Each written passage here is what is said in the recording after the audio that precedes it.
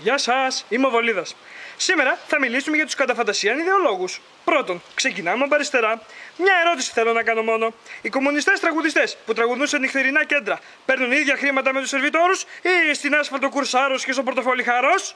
Δεύτερον, υπάρχουν οι κεντροειδεολόγοι. Διαβάζουν εφημερίδες, ας πούμε μια τυχαία, το πρώτο ψέμα. Και ανάλογα με το τι τους σερβίρουν και τους συμφέρει, διαμορφώνουν άποψη.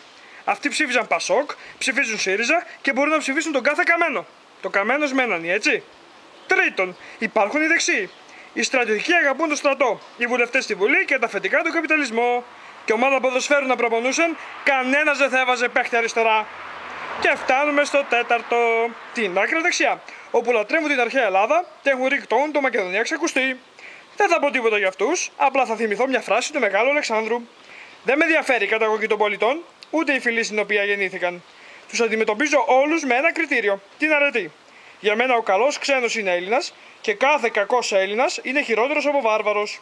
Κυρίες και κύριοι, κούκλοι και κουκλές, να θυμάστε ότι η δημοκρατία και η ελευθερία του καθενός σταματάει εκεί που αρχίζει η ελευθερία του άλλου. Γεια σας!